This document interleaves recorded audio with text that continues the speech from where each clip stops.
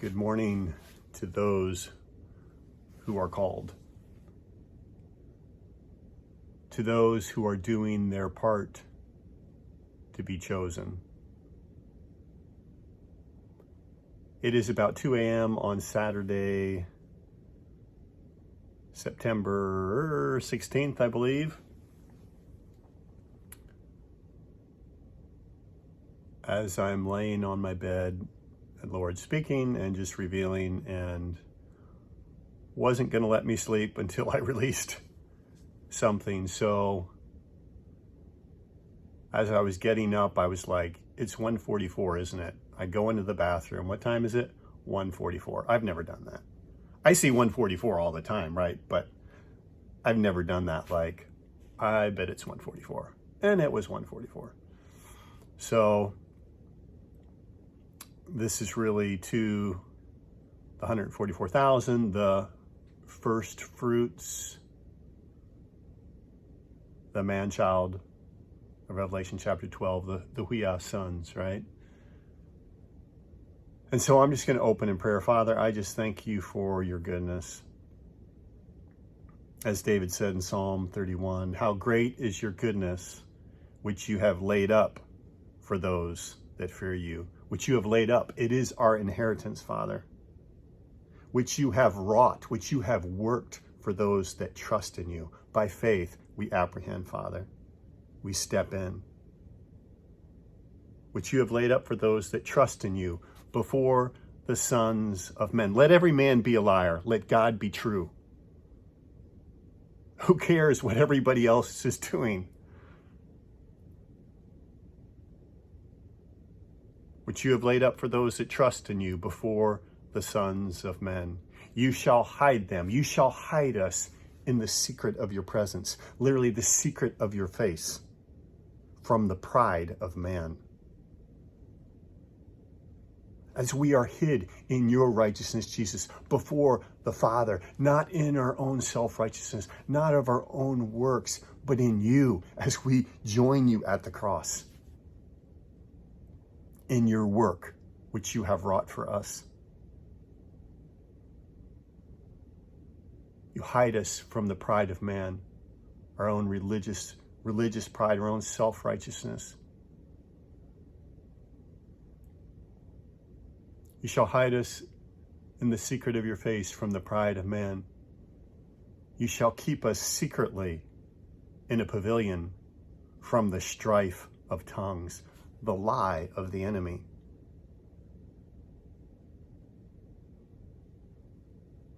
As your word says in Hebrews, men verily swear by the greater, by you, and an oath for confirmation to them is an end of all strife. Your word stands, Lord. Your promise. The promise of Christ in us being formed.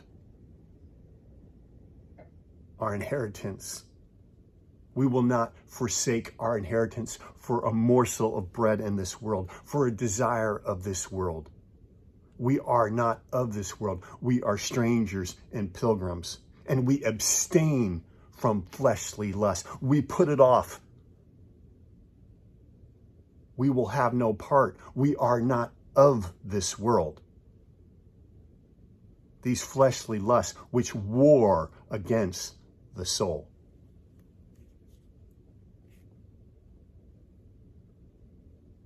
Father, you hide us in the secret of your face from the pride of man.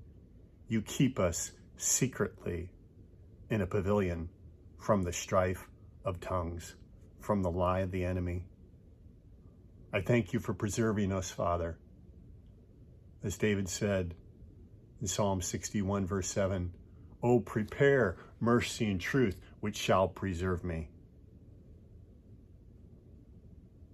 He says there, he, speaking of himself, he will abide before God, Elohim, forever.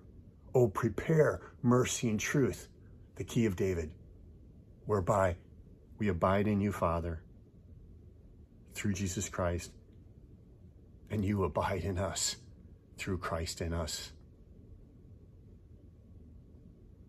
I and them, and thou in me, that they may be perfect in one, that the world may know. The world may know that you have sent me and have loved them as thou hast loved me.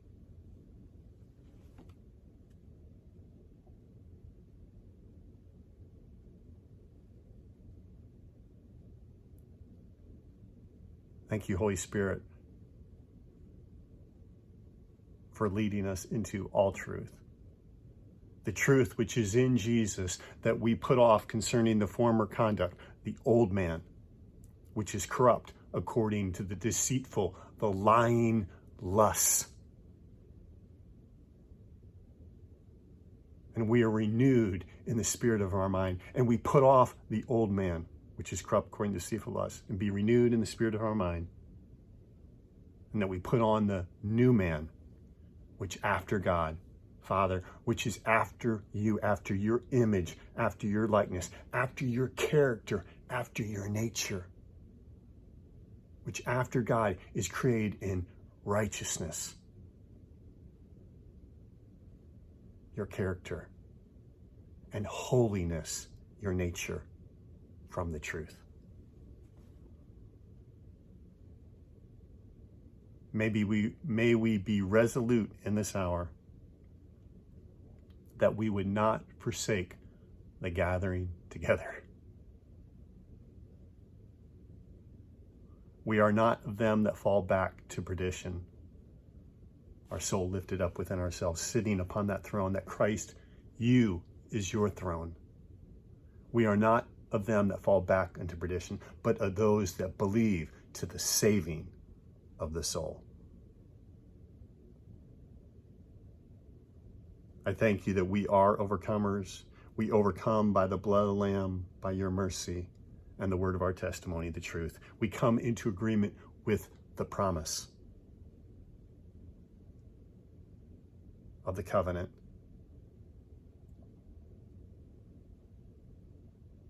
Gather my saints, my merciful ones, my lovers, together unto me, those that have made a covenant with me by sacrifice, the daily sacrifice.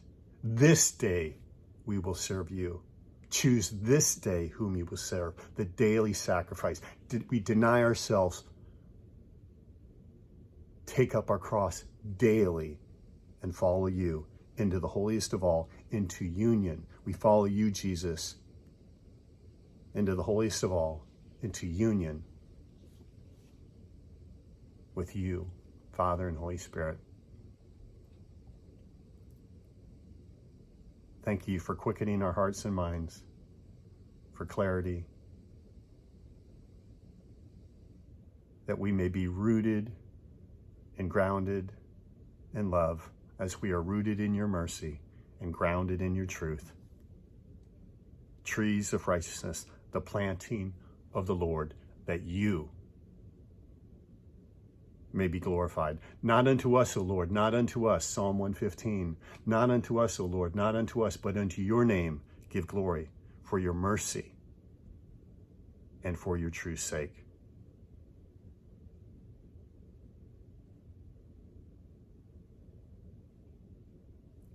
Amen. The 144,000 partakers of the divine nature.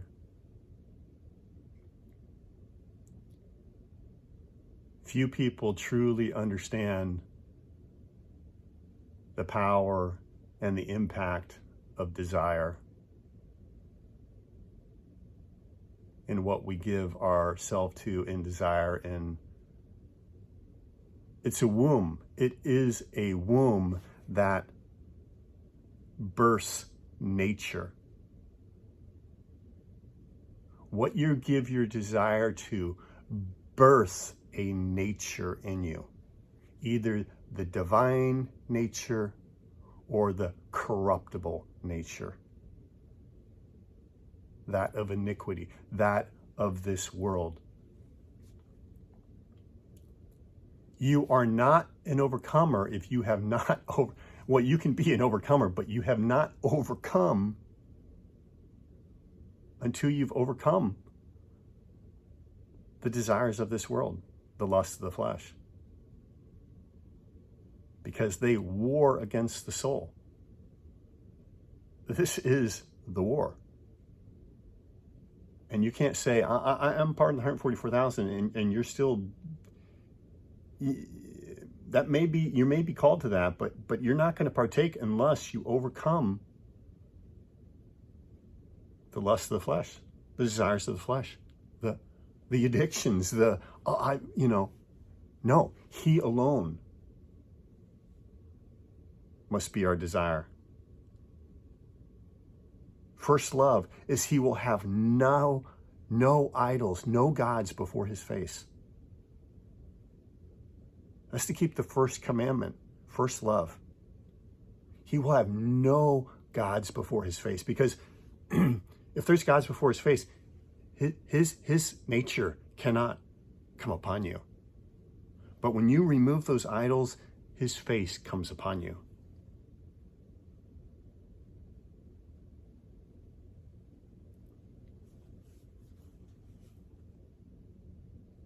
We have to be resolute in this hour, determined,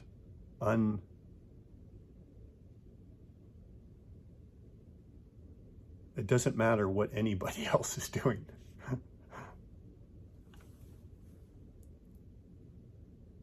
Do you want what they have? No.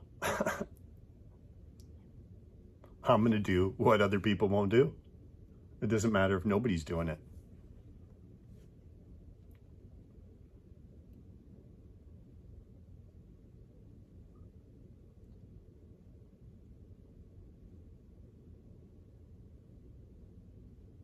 Second Peter chapter 1, verse 2 says, grace and peace be multiplied unto you through the knowledge of God and of Jesus Christ his Son, according as his divine power has given unto us all things that pertain unto life and godliness. Through the knowledge of him who has called us, he's called us, many are called, few are chosen, who has called us to glory and virtue, to exude his nature, to exude his character, his virtue, who has called us to glory and virtue, whereby are given to us exceeding great and precious promises, that through these you might be partakers of the divine nature, having escaped the corruption, the old nature, the corruptible nature, having escaped the corruption that is in the world through lust. How do you become a partaker of the divine nature? You have to escape the corruption that is in the world through lust, which war against the soul. As Peter says again, through Holy Spirit, through Peter says in 1 Peter 2:1, I believe, I beseech you as strangers and pilgrims, abstain. Be afar off. Put it away. Don't partake. Don't sit and eat with demons. Don't entertain yourself with this world, the lust of the flesh, lust of the eyes, the pride of life. You will not be a partaker. You will not overcome. Partakers of the divine nature, having escaped the corruption that is in the world through lust. James, the Holy Spirit through James gives us incredible truth in James chapter 1, I believe it is, right? Where he says, Let no man say when he is tempted, I am tempted of God. For God cannot be tempted, neither does he tempt any man. But every man is drawn away of his own lusts, his own desires. Every man is drawn away of his own lusts and enticed. To entice means to tempt, to tempt with pleasure or for gain. Let no man say when he is tempted, he is tempted of God, for God cannot be tempted, neither tempts he any man. But every man is drawn away of his own lust and entice. And when lust has conceived, see, it's a womb. It's a womb that births something. When lust has conceived, it brings forth sin. Folks, this is more than sins that's working out in the flesh. It brings forth the sin nature.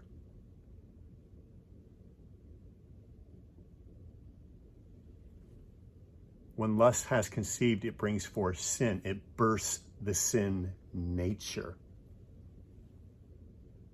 This is the fall of man. It began with this desire, and it birthed a sin nature in them.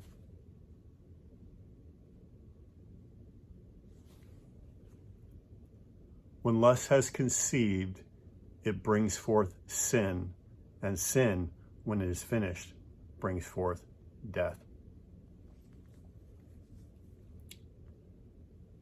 Where does this come from in James? It comes from the Old Testament. It comes from Isaiah chapter 5, verse 18. And this gives a lot of clarity to this as well.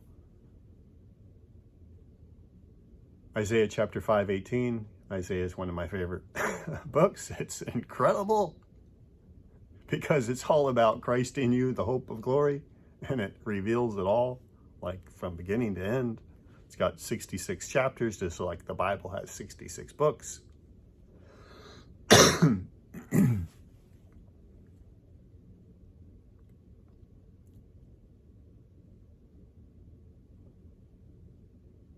Isaiah chapter 5, verse 18 says, woe, woe, woe unto them that draw iniquity with cords of vanity. Every man is drawn away of his own lusts. Woe unto them that draw iniquity with cords of vanity. What's the iniquity? It's the nature. See, the cords of vanity is your desires, going after vain things. And all that's not of him, that he doesn't fill, it's vanity. As Solomon said, it's all vanity. He said, it's vanity of vanity. Solomon is one who went after, he was drawn away by the desires of this world. And he went after it whole hog. In the end, he says, it's all vanity.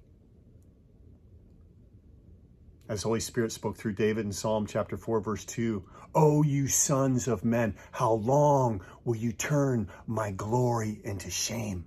You were created to be clothed with glory, to have the crown of glory, to manifest my nature.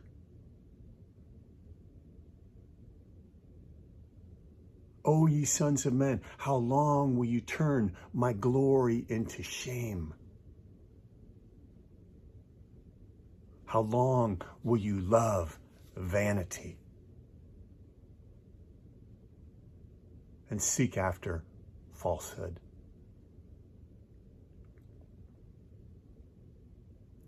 Back to Isaiah 5:18. Woe unto them that draw iniquity with cords of vanity, and sin as it were, with a cart rope. A cart rope is a rope that was designed to pull a cart. It had to be strong. It speaks of the strength of that desire. And sin with a cart rope, the strength of that desire. It births a nature. Desire births a nature. It can birth the corruptible or it can birth the incorruptible.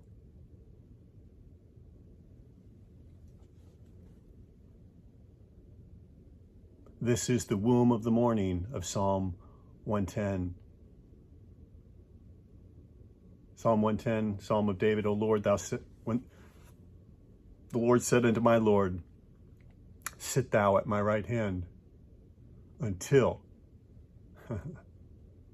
the restoration of all things, until I make thine enemies thy footstool. The Lord, or Yahweh, shall send forth the scepter, or the rod of thy strength. This is the rod of iron in Revelation chapter 12. Shall send forth the rod of thy strength out of Zion. Rule thou. You ain't going to rule over nothing until you can overcome your own desires. Rule thou in the midst of thine enemies. Thy people shall be willing. They've come into agreement with his will. Not my will, but your will be done. The will of oneness. Thy people shall be willing in the day of your power. The Lord's day. Thy people shall be willing in the day of thy power. In the beauties of holiness, they've set themselves apart. In the beauties of holiness, from the womb of the morning, where desire is turned to him alone. He alone is our desire. The desire of the nations.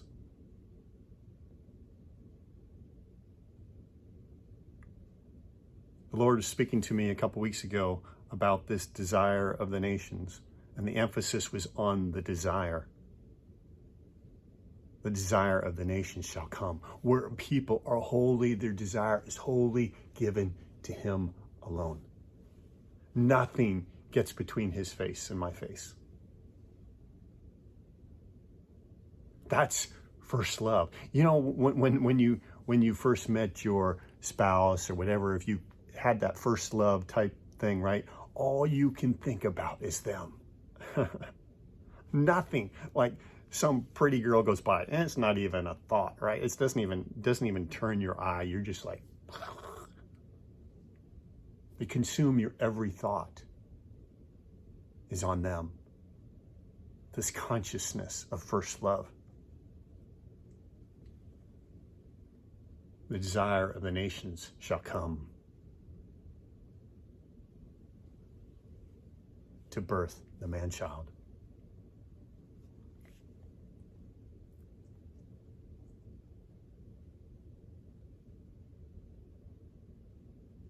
Woe unto them that draw iniquity with cords of vanity, and sin, as it were, with a cart rope.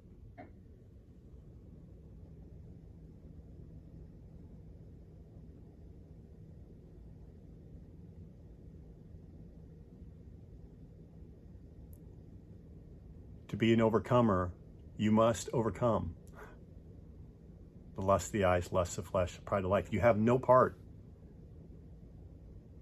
You are a pilgrim and a stranger in this world. You do not partake of the desires of this world, the lust of the flesh, the lust of the eyes, the pride of life. It wars against your soul. There is the war.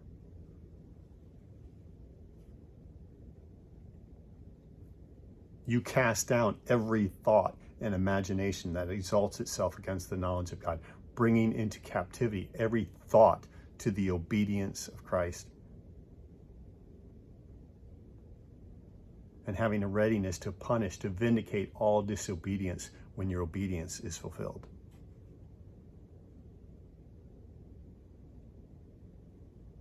The Lord recently, I cut off multiple. They're just little things, but it doesn't matter. That had drawn, that would have a pull on my desires into things of this world. Will you cut them all off at a distance? You won't even, things that, had a little draw on me for years, and it's just like, bam, it's done. It's gone. But we've got to be resolute. We've got to understand that desire births something. Either it can birth in the beauties of holiness, from the womb of the morning, thou hast the dew of thy youth. It's birthing divine nature.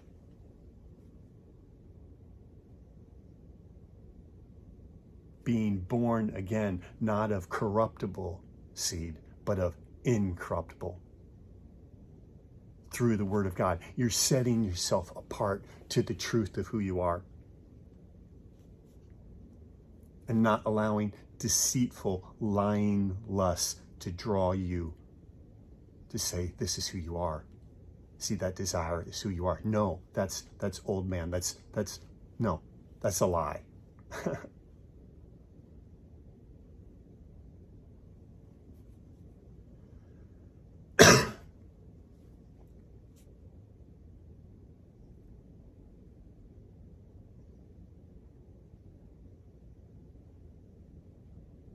The 144,000 who are partakers of the divine nature have escaped the corruption that is in the world through lust. Have you escaped the corruption?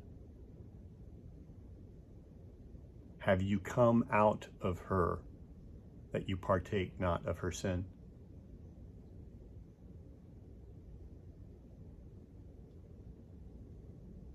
Or is Jezebel still laying in your flesh? In 1 John chapter 5, I think maybe it's verse 8, it says, the whole world lieth.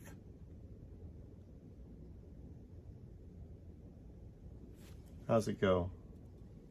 Let me see if that's right. 1 John.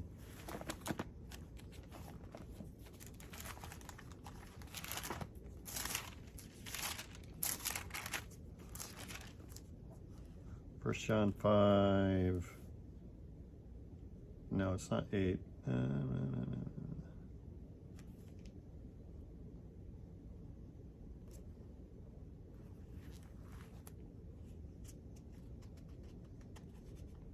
it 18?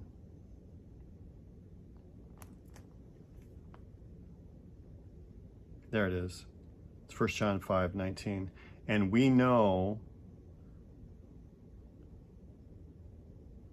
Let's just back up a verse 18, 1 John 5:18. We know whosoever is born of God sins not, because you've overcome it. His nature's been imparted to you.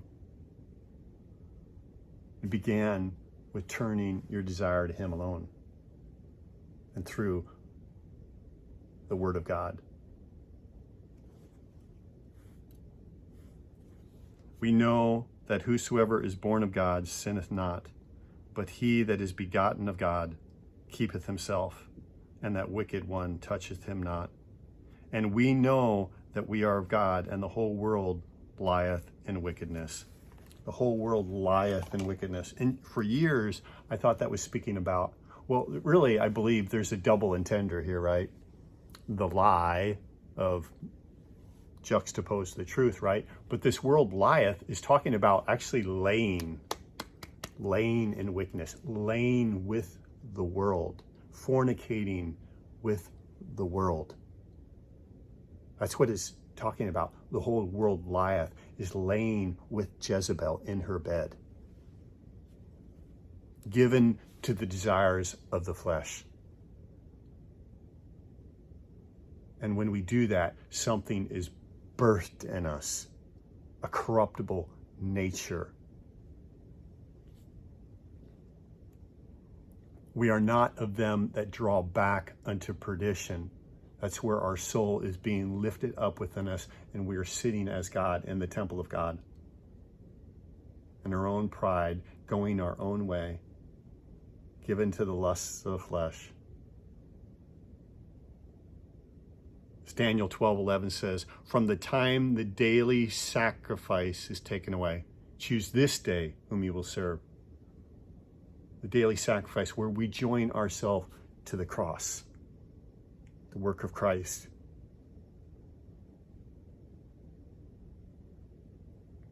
If you follow after me, deny yourself, take up your cross daily and follow me. The daily sacrifice of the Lamb slain, of going to the cross daily. From the time the daily sacrifice is taken away until the abomination of desolation set up, 1,290 days. I'm not going to go into that now. I've gone into that before. But the whole world lays with Jezebel. Come out from her.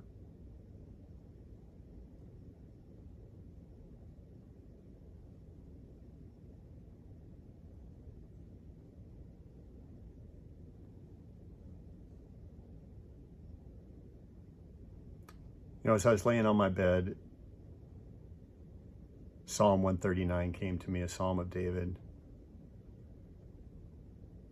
where he says, he's musing upon the love of God, love of Christ, which passes knowledge. He says, such knowledge is too wonderful for me. Or it says, he laid his hand upon me. Such knowledge is too wonderful for me. It is high. I cannot attain unto to know the love of Christ, which passes knowledge.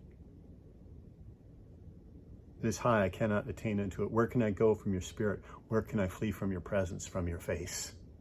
It's right there. You're my everything. Where can I go from your face? It's coming upon me.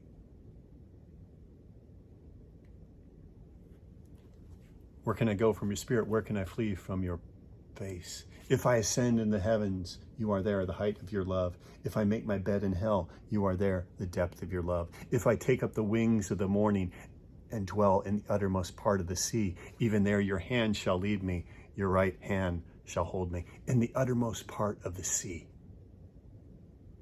in the midst of the people, in the midst of the nations, even there your hand shall hold me, your right hand shall lead me. That's his mercy and his truth.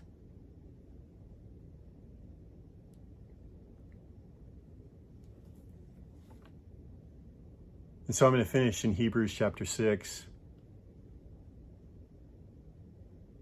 I think it's verse 16 or so, where it says, well, we'll just back up another. God willing to show unto the heirs of promise the immutability of his counsel, confirmed by an oath, a promise, the truth, confirmed by an oath, that by two immutable things, unchangeable things, by which it is impossible for God to lie, we might have strong consolation, who have fled for refuge. Deuteronomy chapter 33, verse 27, I believe it says, the eternal God is our refuge, and underneath are the everlasting arms. What's the refuge? His hands. That's the secret place. That's where he's forming us into his image and likeness. That's the secret place where we stay there, right?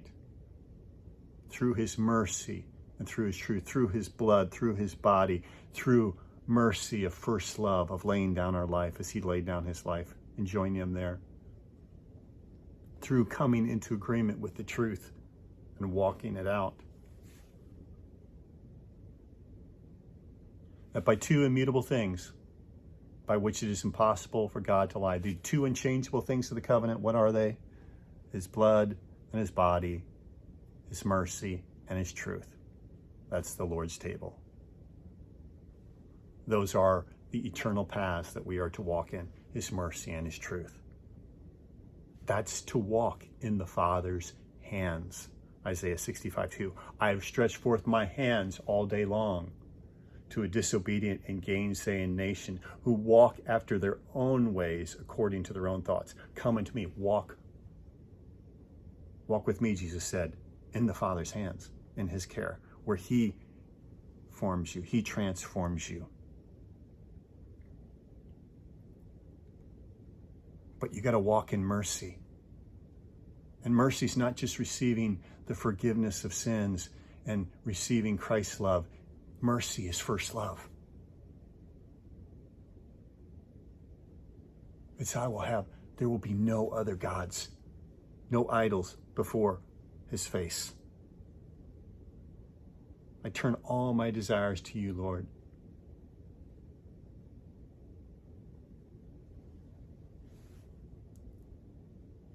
If I take up the wings of the morning and dwell in the uttermost part of the sea, in the midst of the people, even there your hand shall lead me, your right hand shall hold me.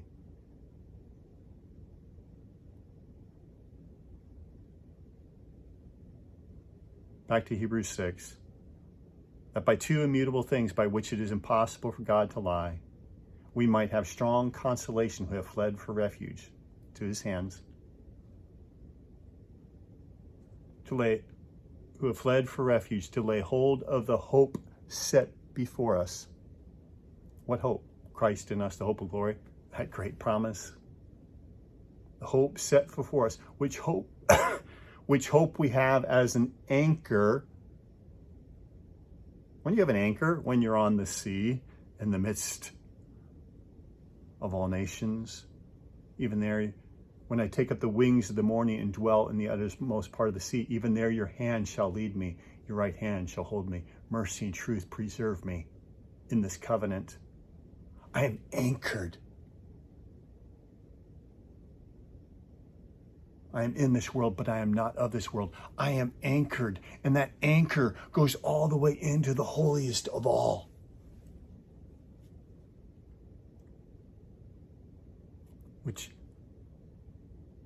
Which hope we have, that promise of Christ in us, fully formed, coming into union with him. Which hope we have as an anchor of the soul, both sure and steadfast, and which enters in behind the veil. What's in behind the veil? The Ark of the Covenant, the seraphim over the covenant. We have the mercy seat and the testimonies, the truth. There we have the two immutable things of the covenant, mercy and truth.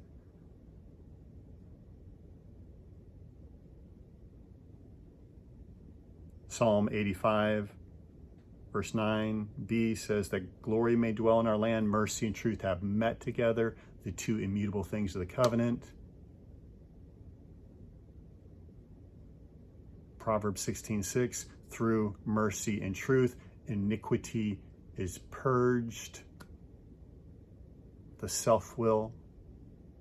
That's what happens on Yom Kippur under the Old Covenant. Iniquity was purged.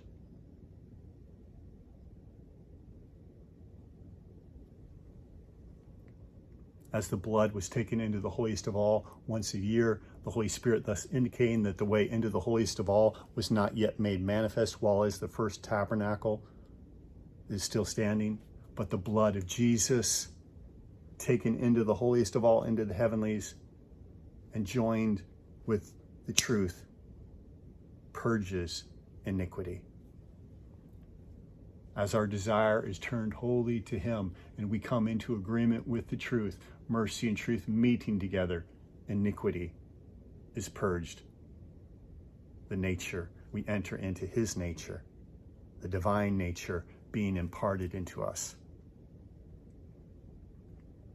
Which hope we have as an anchor of the soul, both sure and steadfast, and which enters in behind the veil, whither the forerunner is for us entered. Jesus Christ, the high priest, forever after the order of Melchizedek. What did Melchizedek bring forth to Abraham? The two immutable things of the covenant, the bread and the wine. The bread from heaven, the truth of Christ, of who you are, and the blood of the covenant. The mercy, first love. Turn your desires to me as my desire is for you, that we may come face to face, that nothing, I will have no idols before me. The Hebrew I will have no idols before me. In the Hebrew, that's literally, I will have no idols before my face, no gods before my face, so that my face can come upon you. That's the Aaronic blessing. The Lord bless you and keep you. That's outer court. That was through the cross. As it says in Psalm 32:1, blessed is the man whose transgression is forgiven, whose sin is covered. Blessed is the man to whom the Lord does not impute iniquity through the work of the cross. The Lord bless you and keep you. The Lord make his face shine upon you. That's entering into the holy place. As a lampstand, the seven spirits of God through the Holy Spirit shines the face of the Father upon you. This is who you are. Receive the revelation of who you are. Receive your daily bread as the golden table of the bread of his presence, the bread of his faces, the revelation of his face coming upon you as you're eating that daily bread, as you're taking up your cross daily. This day will I serve the Lord.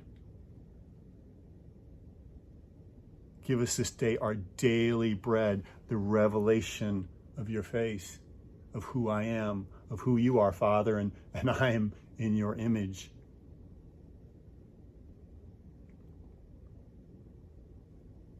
Lord bless you and keep you. Lord make his face shine upon you and be gracious unto you. There's the grace and the faith to become. But we're fixed as the priesthood. We are fixed on that lampstand, making sure the light doesn't go out, making sure the oil is there in this intimacy. Lord bless you and keep you. Lord make his face shine upon you and be gracious unto you. That's the holy place. Now we come to the holiest of all. The Lord lift up his face. No. It's not like the song that says, the Lord turn his face toward you. No. It's, the Hebrew is, Lord lift up his face upon you. That's nature. That's identity. That's partakers of the divine nature. The Lord lift up his face upon you and give you peace. In that place where your will is surrendered, where you flow like a river with his Spirit. As it says in Proverbs chapter 21, verse 1, the king's heart is in the hands of the Lord. As rivers of water, he turns it whithersoever he will. Father, I thank you for turning our will whithersoever you will. We give our desires wholly to you, Lord. We come out from among them and are separate. For we are not of this world. We are pilgrims and strangers. Why would we do what the world does? They lie.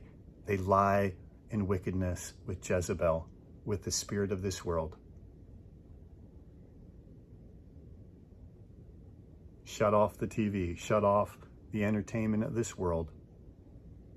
Shut off the news. Get your news from him.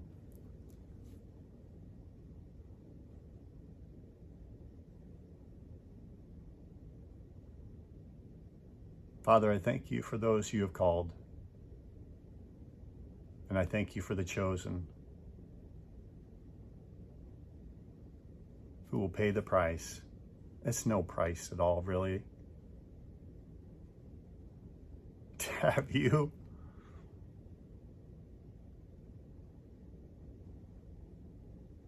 You are our desire, our lone desire.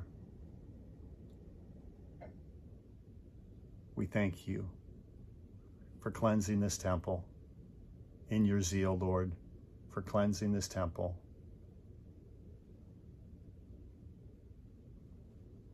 That this house would be built for your glory.